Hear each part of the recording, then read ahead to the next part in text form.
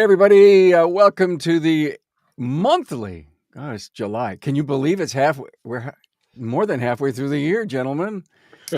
Woo, where has time gone? The Coalition of Automotive Management Professionals, otherwise known as CAMP at automotiveprofessionals.org and Facebook page. We're here every month to just bring some expert advice to you, find out trends, what's going on in their world. There's these every month. We have just such an incredible group of very wise experts in the auto service industry.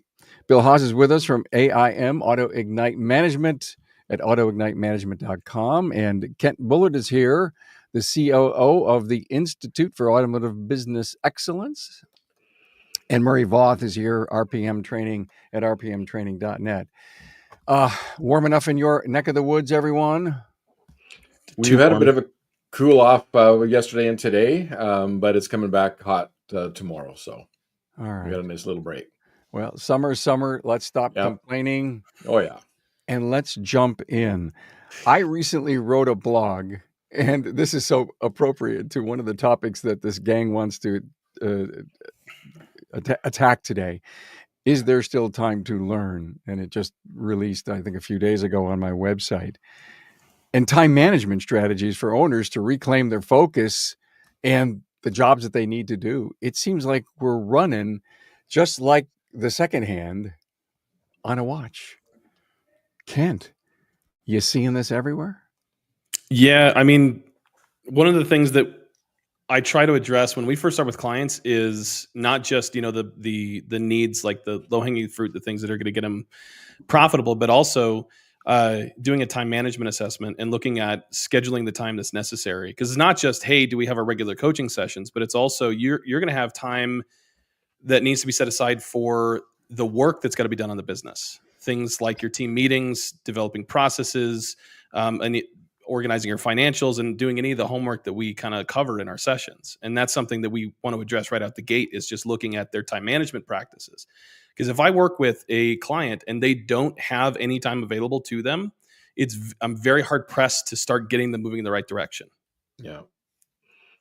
One of the things that we do with the low-hanging fruit is, once we've identified where their gross profit opportunities and net profit opportunities are, we generally find some pretty quick gross profit dollars to get in the door, which then is used pretty quickly to fill another role, either full-time or part-time. A lot of them are either on the front counter or they're teching.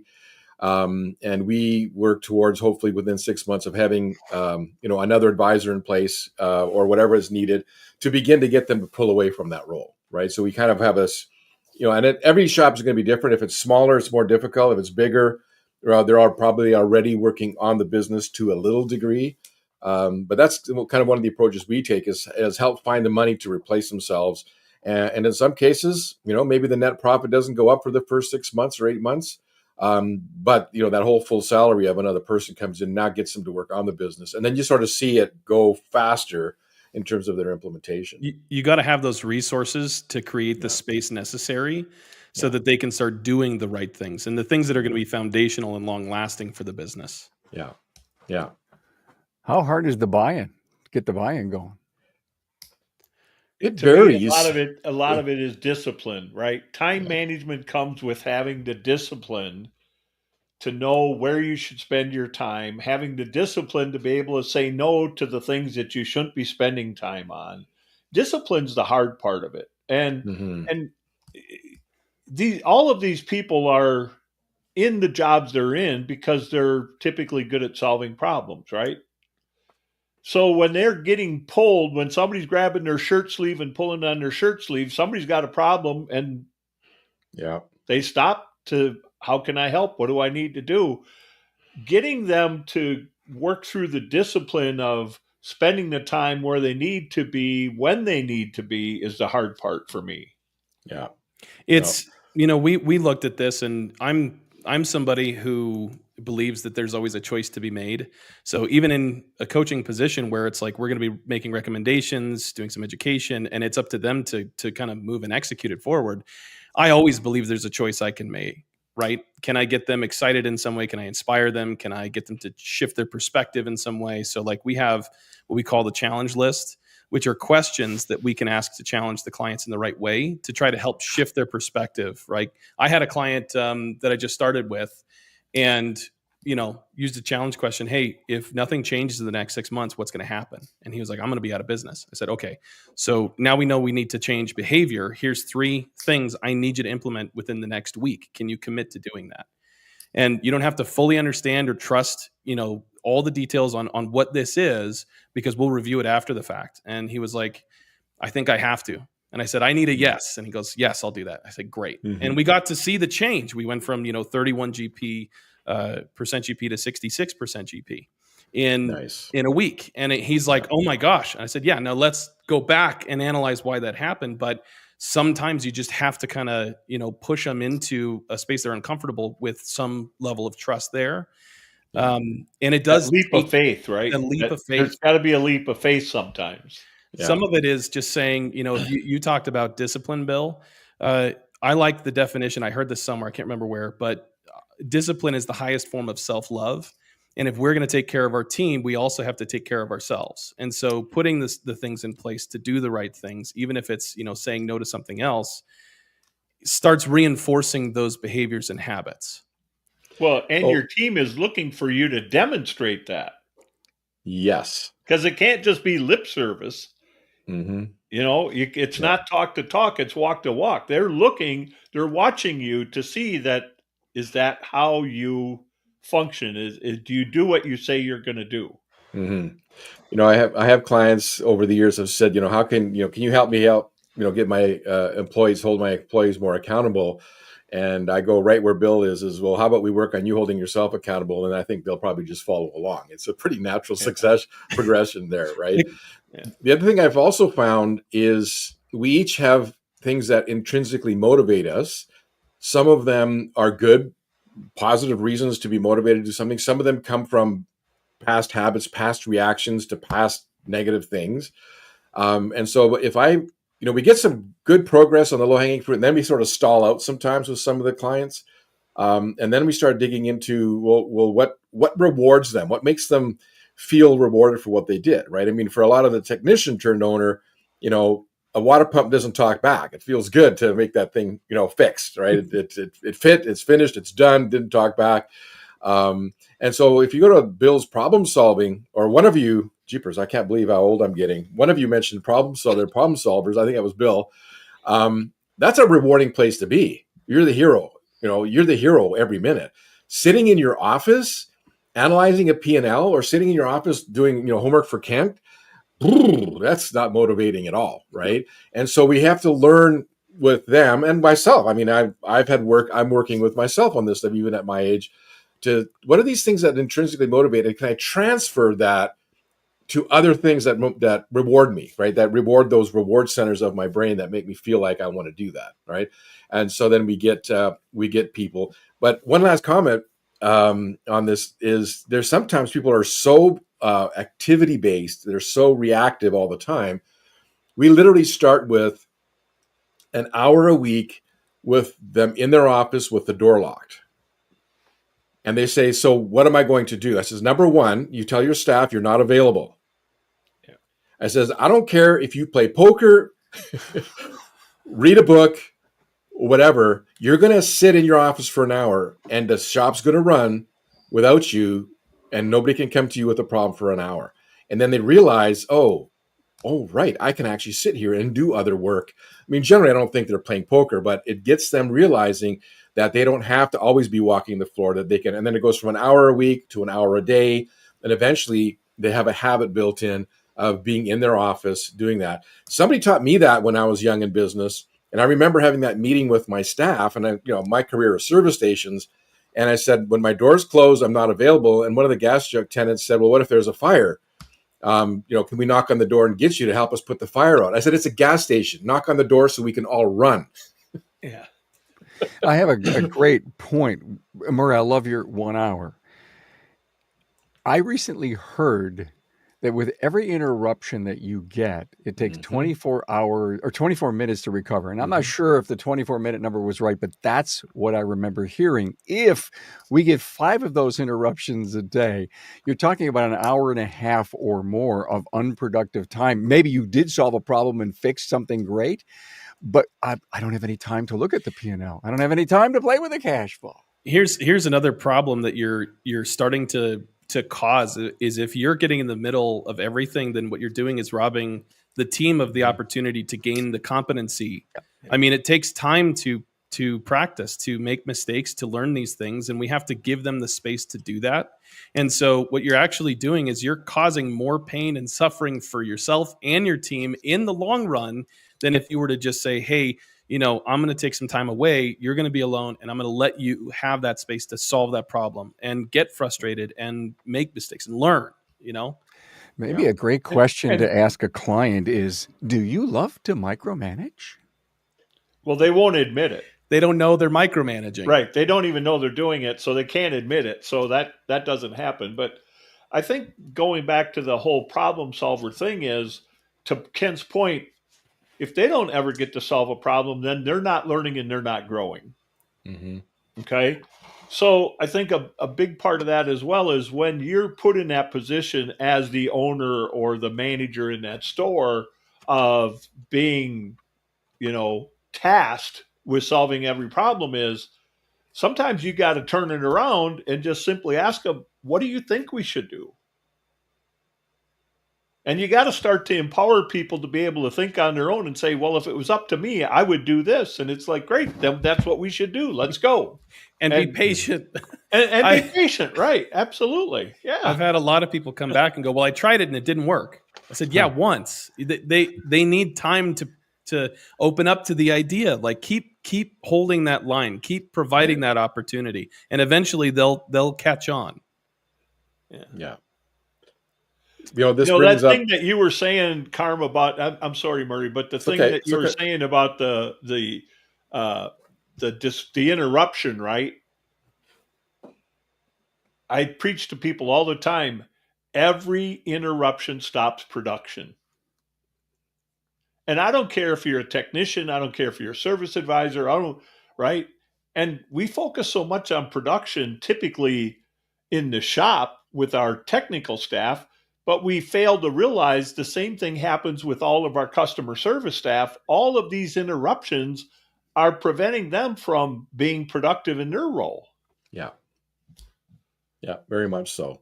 So then the question becomes, how do you eliminate some of the interruptions?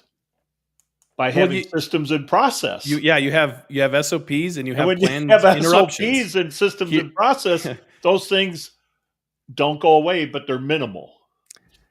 Yeah. All right.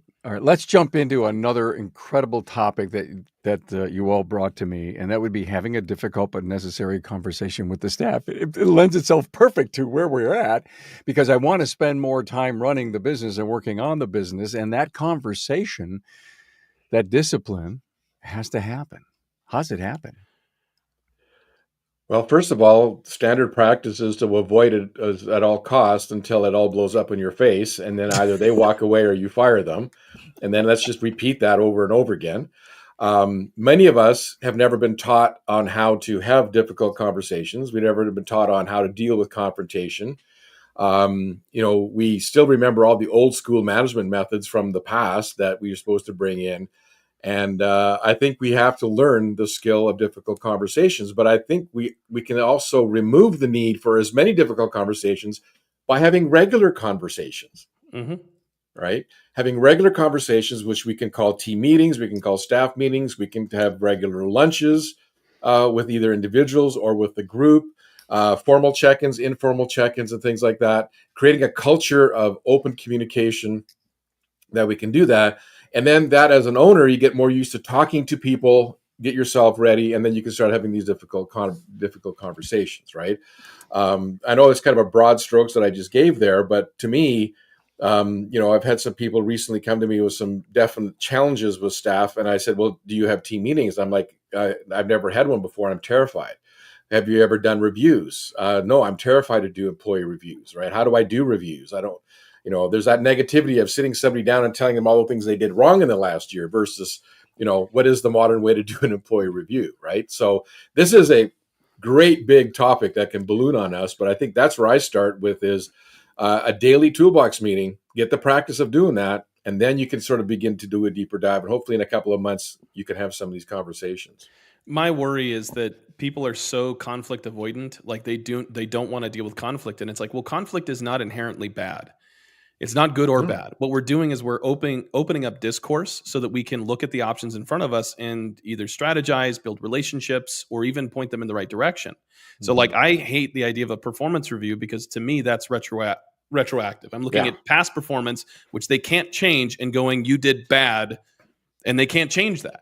Instead of taking that and going, hey, moving forward, we're going to encounter these bumps and these hiccups, but I'm trying to point my team and my employees looking at the opportunity in front of us. And if they're opportunity focused, we're still going to have problems, but it's in the perspective of, yep, this is another thing we're going to deal with. We're going to create a solution and we're going to keep moving forward, versus that retroactive approach where every mistake we make, we're now going to grab that and throw it on the pile of mistakes and go, look at all these mistakes that we can't change. Yeah. And it doesn't put the employee in a good position because it's based on their character and now they feel that their virtues and values are being attacked. And it's really, when we're opportunity focused, we're looking at situational problems, not employees, but we, the team, have a problem. What are we doing about it? Yeah. I think Murray brings up a really good point, and I think it's true with most people, is they're only having conversations that are difficult because they're not having regular conversations. And if you start to put yourself in a place to just having those regular conversations, I've got a client that has a weekly meeting individually, one-on-one with every employee. 5 minutes, once a week, 5 minutes. They sit down with every employee. And guess what? It's not their meeting. It's the employee's meeting. What's going on? How are things? Business, personal, doesn't matter. Just right. And it's not invasive. It's not, stressful. It's just two people having a conversation. Yeah. It's a check-in, right? That's amazing. It's an I want to know moment. Yeah, right. And to me, I think to Murray's point, if you start having these conversations, however, whether it's the morning huddle, the lunch meeting, the whatever, it creates a different expectation. Most people as employees in a lot of environments recognize that the only time I get talked to is when I screwed up. I did something wrong. And that's when I get talked to. So when you start, having these conversations that aren't about the problems or what went wrong, people go, wow, this is different. This is at the same time, I think it's important that you recognize that the difficult conversations, the ones that are hard to have, you have to remember that if you don't confront it, you condone it. So, and I'm sure you've all run into this, right? You get the client that calls, oh gosh, you can't believe what just happened. What am I going to do? This, and they've got this whole dilemma, right? And you're like, well, we need to talk about it. Well, I won't be able to do it today. I've got to leave early. And tomorrow morning you check in. Did you have that meeting with, Johnny yet? Well, no, he's got to get that car finished. They keep finding reasons to put off having that conversation, which doesn't make it any easier. And if you avoid it long enough, it goes away, right? Eventually that conversation just doesn't happen. But the reality is the message that the employee got then is it's okay. Doesn't matter. Yeah. Yeah. That is really challenging. The problem still persists, whether through commission or omission. And it's like, look, we need to address this because that doesn't fit the standard that we're looking for in the business. And it's not inherently bad. I want my team, the people that I'm developing and working with, I want them to grow and be the best possible versions of who they are. And I can only do that if I challenge them on the standards that we're looking for. And it's not in a negative way or a bad way. It's in a kind way. I care about you, so I want to continue to push you because I know you're better than this. And that's where a lot of these, a lot of owners out there, a lot of managers, they want that. They know that. That's where they're coming from, but they feel like it's negative and I'm going to come and punish them. And it's like, you can do that and be assertive and be firm, but also with that kindness and that care, because you really do want to see them succeed for their own sake. One of the things that I just counseled somebody yesterday with was ask questions. This was a younger person who's now taken over the business from the parents, and he's dealing with, a senior technician that's sort of, there's some issues have evolved, and he's really intimidated by talking with this guy because he's now the new owner and he's got this situation. And I said, well, why don't you start with questions? It doesn't matter what age you are, but even as a young person, if you sit down and ask questions, things like, how are things going? What are some of the things that you face that you're challenging throughout the day? What are your thoughts on the way the shop's laid out? He didn't get into specifics about this technician's performance, but the thing was is to ask questions and be curious. When you're curious, open your mind to what this person's going to say, let them speak, and then respond to it at that point. So many times we're assuming that they've done something wrong to piss us off directly. Like there are employees like that for the most part. Do most people wake up going, I'm going to piss off my boss today? I don't think so. I could be wrong, but I don't think so. I wake Really? up with that intention every morning. Yeah, but I know your boss. Yes, there's a relationship there that you probably have to get dealt with, right? I could see that. Yeah. Yeah. So if you guys don't mind, we've identified a new issue, new to us. We've added a service advisor performance group. So owners have their 20 group, our performance group, mastermind group, and now we've opened up. We have a new advisor coach who does that with advisors. And in many cases, they're from the same company. Like we coach both situations. Sometimes we have outsiders as well. And that it works great. What we're identifying, because they will talk to Jason because he's not their dad, he's not their mom. You know how you guys said, we'll talk to your aunt or your uncle, right? But you won't talk to your own parents. So they won't talk to us. And what they're discovering is that these advisors, these employees, see their bosses. The bosses have this aura. They have this charisma. Maybe not charisma in the term of charismatic, but they're the leader, right? What's that, Kent? Influence. And so they're intimidated by that. And there's never been a culture, at least 3 of these locations where the conversation arose, where they could feel like they could go talk to the boss about their concern.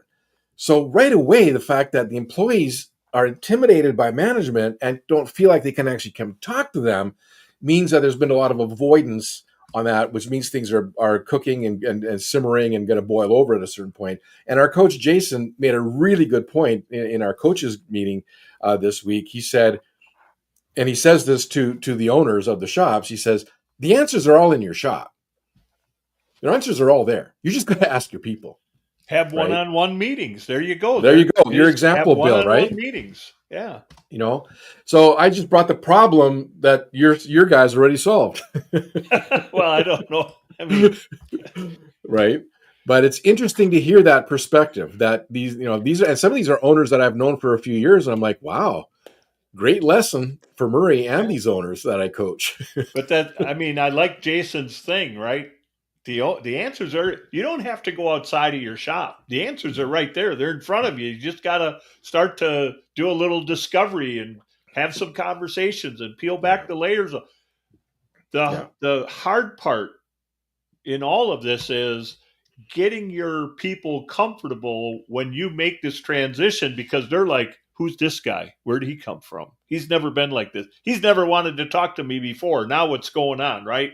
So that transition tends to be a little awkward usually, or a little bit clumsy. But once they see that you're sincere and it's real, right? We're all just people. We're all Bill, just people. People just want to be heard. Absolutely. This is a great for the next topic about delegating goals and objectives. You all have your clients.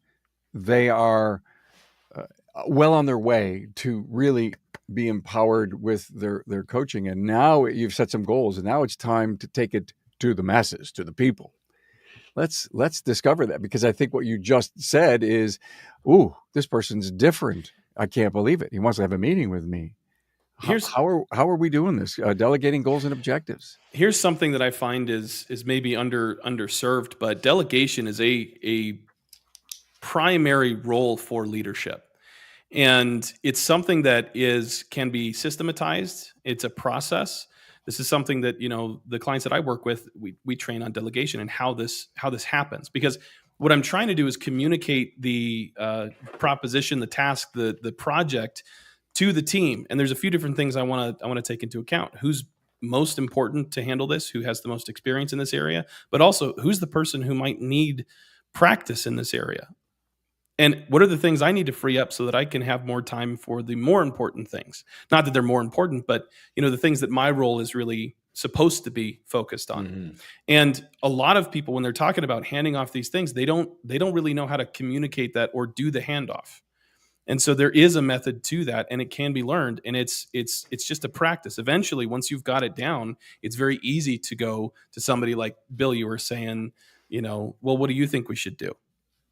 Great. I really appreciate that. When do you think we can get that done? And is there anything you need from me to help support that? Yeah. And that's just a simple practice.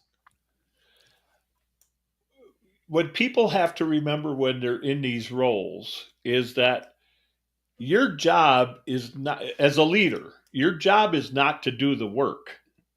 Your job is to create the environment where the work will be done. How do you do that? You do that by delegating. You do that by making sure people have the opportunities to do things they haven't done previously, and you prepare them for it. You give them the resources, you give them the training, and it's empowering to people. Like, wow, I'm not just here to answer the phone. Now I also do whatever, right? And they're growing and they're learning. And so many of these people, when you watch them as the owners of the business, they actually impede progress because they keep getting in the way of people having the opportunity to learn and grow. So you don't have to, the whole delegation thing is you don't have to do everything. You've assembled a team of people that you trust, or they wouldn't be there. Why are you not allowing them to take on some of that responsibility, to take on some of those tasks, so that you could sit in the office for an hour and play solitaire? Well, I'm done. This is one of those things that I feel, could make a big difference. When, Murray, you were talking about, how do I hold my team accountable? Give them responsibility. Give them some way to contribute to the, higher level things in the organization that they can feel good about, that impacts more than just them. And like, I had a client a little while ago. They had this really stubborn technician, and they couldn't get them to participate in team meetings, couldn't get them to do, some of the processes. I said, all right, in the next team meeting, I want you to challenge them to bring something from their experience, because they talk about how experienced they are. Pick something that they believe would benefit the technicians in the shop the most, and bring a 10 to 15 minute presentation to the meeting. And they were hesitant. I don't know how to talk to this person. Just challenge them. Okay. And they came back and they were like, it was the first time my team, I had two people from that meeting come up to me after and go, that's the first time I've seen that person smile. Contribution is impactful. And if you want people to move forward, to take on responsibility, be accountable, then give them responsibility, give them ways to contribute. Sometimes your most frustrating and painful employee can actually be one of your champions if you give them the space and opportunity to do that. Yeah, great point. Very good point. I believe we're all born wanting to contribute and wanting to be part of something. I believe over time, due to family of origin, education system, previous job experiences and stuff like that, societal stuff, we get that pounded out of us, right? And we just go to work. We just go to work for the paycheck. So Kent, I think you're really onto something with that contribution. Looking for ways for people to contribute, and it doesn't matter what role in the company. You can find somebody, even what some people are calling the porter or the valet, the one that washes and vacuums cars and drives the shuttle and things like that. having them fully responsible for the wash bay and stocking it, fully, even and generally these are positions that are generally entry level younger people. Not always. Sometimes they're more retirees and stuff like that. But that I've just seen that work over and over and over again. And some people get tired of my stories from my gas station days. Some of these gas attendants that worked with us, this was just a stepping stone while they were in school or while they were preparing for other things. I still hear of a couple of them, airline pilots and police officers and other roles in society that are significant because they were given the ability, even as a gas attendant, to contribute to serving clients, right? Well, To that whole business model. If you've, I'm finishing this book, but Unreasonable Hospitality, Carm, you'd appreciate it because it goes along with, The Bear and that show, which if you read and watch the show at the same time, it's phenomenal. But they have a concept they call ownership. And what they're doing is they're giving people on the team, irregard of where they are at in the organization. Nice. But they give them ownership and say, hey, I'm going to give you a short, a type of budget. I'm going to show you how to manage it. And I'm going to talk to you about what the outcomes look like and what I would kind of figure out a success criteria, some guide rails, but really here's an opportunity for you to be creative. So they talk about, think about your business, and every aspect of your business could be improved by 1%. Give them one of those aspects. It could be, how you represent yourselves at the front counter, or maybe some cleaning organization in the back supply closet. But it's like, hey, I want this, I'm going to give this to you. You're going to have ownership of it. And here's a small budget to do what you need to do with it, but get creative. And that's an opportunity for them to contribute without having to be given a responsibility or authority or some kind of role. And they feel good about it. Well, they're going to be proud of it because they own it. Right. It's theirs. It wasn't like somebody came and gave them the formula, like, this is how this needs to be arranged and this is how this needs to be done. And it was just instructional. It was like, here, it's yours. Make it I want work. you to own this. I want you to own it. And people are very proud of things they own. So allow them to have ownership.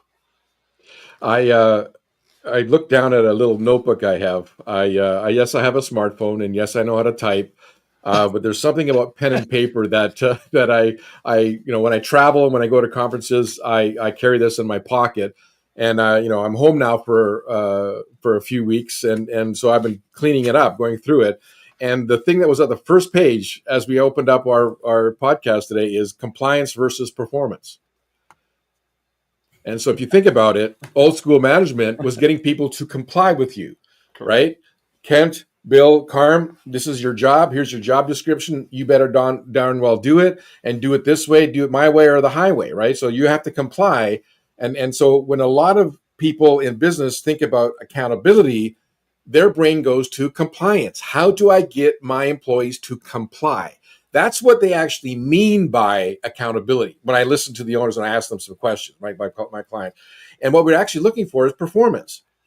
Even if it is an entry-level job, like managing the supply closet and being a valet and stuff like that, how did they perform?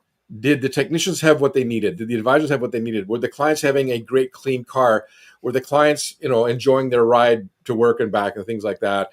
What about the performance aspect of it?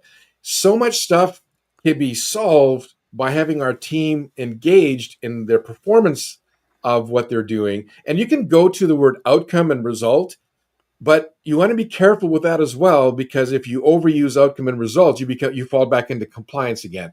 So automotive shop owners, former technicians, hate gray stuff. It's all black and white. Murray, don't tell me how this is just too gray, because now I actually have to learn a skill of a balancing act of managing performance without falling into compliance at either end of this conversation. You guys know what I'm talking about with some of these people we deal with, right? It's a misunderstanding of what accountability really is. Accountability is not a verb, it's a result. And it's whether an expectation is met or not met.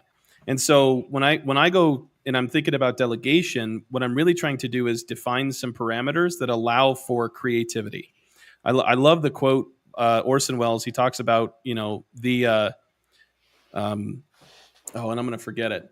Creativity, the absence of boundaries is the killer of creativity, something like that. We have to have some boundaries, but having those boundaries gives somebody okay, I can live within this space. And what is the outcome we're really trying to achieve with this? And I have control over this. I have some ownership of it. And so I love the question of, if you're unsure of whether or not you've delegated something to somebody, or you haven't quite defined what the outcome should be, just ask one question. What also has to be true when this is done? That simple question can help you start defining what your version of success criteria is. And you can do this with the group, you can do this with an individual, or you can even do this with yourself. Right. Murray, the word compliance really hit me hard when you were discussing that, and I wrote it down, and then I wrote these words because I'm a note taker too. Okay, I wrote down responsibility of duty, because you were trying to say, listen, this is what you have to do, but it's the responsibility of your duty, and then follow our SOPs. But what do you need? What do you need? If they own it, they may want to do it slightly differently. They may need another something to make it, to pull it off according to them, but according to them, maybe just as good as anything you would ever do. Yeah. Well, I think that's very true. I mean, as a leader, you should be a resource. You shouldn't be the answer for everything, but you should be a resource. So when people need help, they need assistance, they need some guidance, they come to you for that assistance or guidance. Not that you're going to tell them how to do it, but the resource is, what do you need? Do you need information? Do you need a tool? Do you need, I'll help you get that. Mm-hmm. That's how you become a resource. Yeah.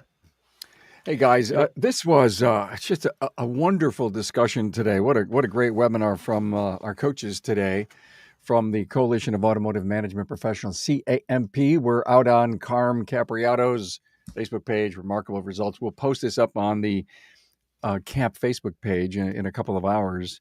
But thank you so much for being here. Great topics. I appreciate that. Bill Haas from AIM, Auto Ignite Management at autoignitemanagement.com. Kent Bullard, COO of the Institute for Automotive Business Excellence, on the web at wearetheinstitute.com. Murray Voth from RPM Training, our favorite Canadian, at rpmtraining.net.